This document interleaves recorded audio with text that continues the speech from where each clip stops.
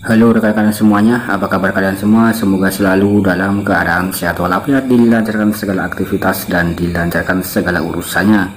Nah, di sini masih dalam suasana Lebaran H+3 atau H+4, dan di sini puncak arus balik ya.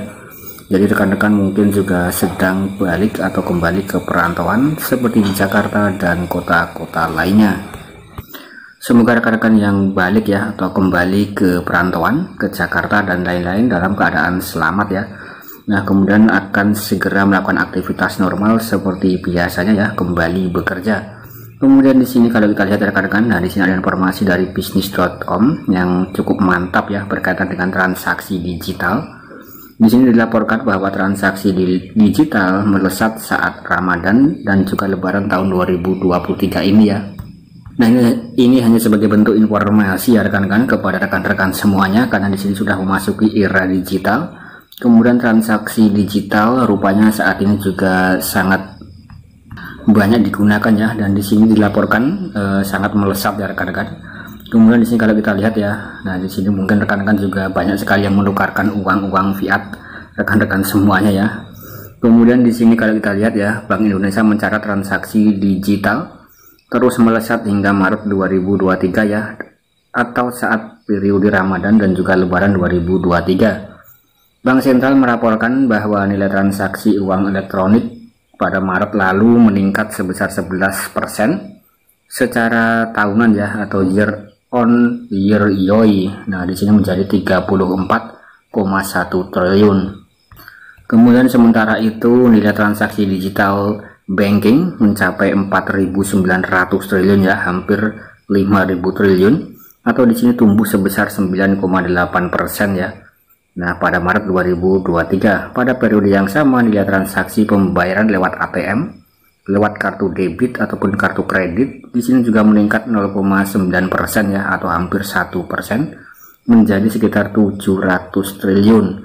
Artinya di sini mungkin rekan-rekan semuanya itu juga sudah banyak sekali yang menggunakan transaksi digital ya, dan bisa menggunakan semacam perbankan, transfer antar bank, dan juga menggunakan semacam seperti OVO, Dana dan lain-lain untuk mempercepat proses transaksi ya. Kemudian di sini kalau kita lihat, nah untuk transaksi menggunakan ATM, nah di sini rupanya meningkat hanya 0,9 atau 1% saja ya, dibandingkan dengan transaksi digital perbankan ya rekan-rekan, yang mana di sini melonjak hingga hampir 10%.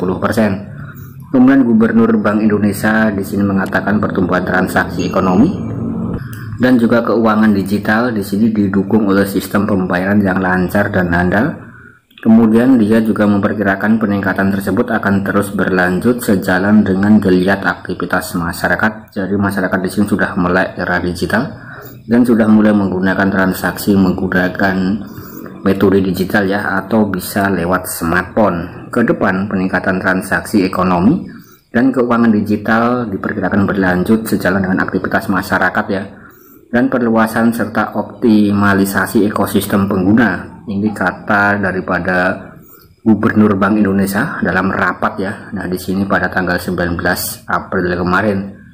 Kemudian Bank Indonesia bersama dengan Komenko ya, atau Kemenko, bidang perekonomian dan juga asosiasi juga akan menggelar Festival Ekonomi Keuangan Digital pada tahun 2023 ya, tepatnya di sini pada tanggal 7 sampai 10 Mei 2023 di Jakarta sebagai bagian dari keketuaan ya ASEAN 2023. Acara ini akan menampilkan berbagai inisiatif dan juga inovasi digital ya. Artinya di sini mungkin sudah beralih dari pembayaran konvensional menuju ke pembayaran digital. Kemudian di sini bagaimana dengan nasib Picoin, Pi Network ya, yang digadang-gadang menjadi solusi pembayaran digital ya, sebagai mata uang terinskripsi yang paling banyak digunakan. Nah, untuk kalau kita lihat Pi Network sendiri merupakan dua sisi ya, jadi cryptocurrency dan juga currency, yaitu bisa sebagai aset digital dan juga sebagai mata uang ya. Dan ini sangat mantap sekali posisi daripada Bitcoin yang memiliki blockchain sendiri ya, kalau kita lihat, yaitu adalah jaringan Pi. Kemudian kalau kita lihat yang dimaksud oleh artikel di sini ya, ini berkaitan dengan transaksi perbankan dan juga transaksi digital. Nah, di sini mungkin tidak ada hubungannya dengan cryptocurrency, tapi di sini kalau kita lihat ini sudah di digital ya rekan-rekan. Jadi eranya itu sudah mendigital. Kemudian di sini kalau kita lanjutkan ya, sementara itu dari sisi pengelolaan rupiah, jumlah uang kartal yang diedarkan pada Maret 2023 di sini meningkat 6,7% ya, menjadi 948 triliun. Nah, artinya di sini kalau kita lihat negara itu selalu mencetak uang atau printing money, dan uang yang diedarkan itu terus meningkat ya. Kalau kita lihat di sini Maret itu meningkat 6% ya. Jadi tingkatannya itu sekitar hampir 1000 triliun uang yang beredar. Kemudian di sini Peri ya, selaku Gubernur Bank Indonesia, di sini menyatakan BI akan terus memastikan ketersediaan rupiah dan memperkuat layanan kas masyarakat melalui perbankan ya, serta menyediakan lokasi layanan penukaran uang pada titik-titik keramaian di jalur mudik ya. Nah, ini hanya informasi tambahan saja karena di sini mudiknya sudah usai. Nah, kalau kita lihat di sini ada sekitar 5.000 titik penukaran uang tunai di seluruh Indonesia ya, dengan ketersediaan uang tunai sekitar 195 triliun, naik 8% dibandingkan dengan tahun sebelumnya.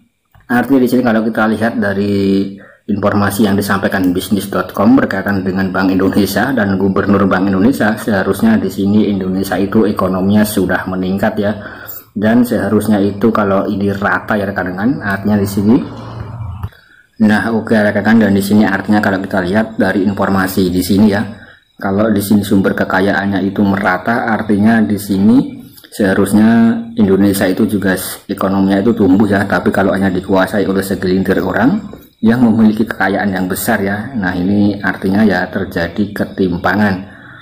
Nah, kemudian di sini kalau kita lihat artinya di sini mengalami kenaikan ya rekan-rekan jumlah uang yang beredar. Kemudian untuk peningkatan daripada pengguna di Indonesia, masyarakat Indonesia sudah mulai paham dan sudah mendigitalisasi ya, atau beralih ke arah digital untuk solusi pembayaran. Kemudian AIDA juga mengatakan jumlah uang tunai yang disiapkan juga telah memperhatikan sejumlah kondisi seperti dicabutnya kebijakan pemberlakuan pembatasan kegiatan masyarakat ya, atau PPKM. Kemudian di sini kesimpulannya bagaimana peluang Pi Network ya, atau bagaimana posisi Pi Coin.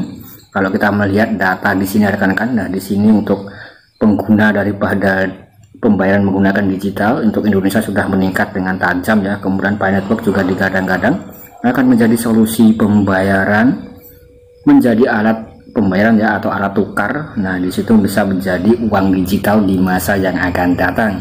Tentu saja di sini sangat menarik sekali ya. Artinya di sini untuk rekan-rekan semuanya itu sudah sedikit paham menggunakan bagaimana cara menggunakan untuk pembayaran dengan digital ya, kurang lebih seperti itu. Jadi nanti ketika Pi Network itu sudah resmi open mainnet atau sudah resmi listing ya, nah mungkin rekan-rekan itu sudah sedikit banyak juga mengetahui bagaimana cara menggunakannya. Nah, mungkin kurang lebih seperti itu ya. Dan saya ucapkan selamat bagi rekan-rekan yang mudik dengan selamat dan sukses ya. Dan untuk rekan-rekan yang sudah balik kembali bekerja normal seperti biasanya, selamat bekerja ya. Nah, saya rasa sekian dulu konten dari saya. Semoga ini bisa memberikan informasi ya. Sekian, terima kasih.